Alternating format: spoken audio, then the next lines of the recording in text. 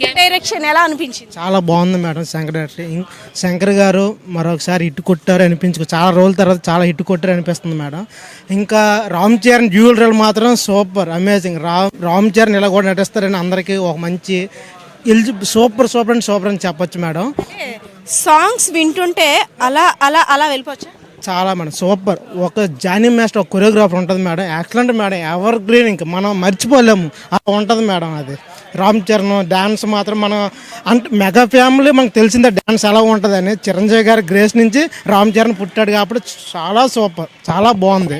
సంక్రాంతికి అలా కాదు, సంక్రాంతికి హిట్ కొట్టేసిందా బొమ్మ? Block buster madam, super hit.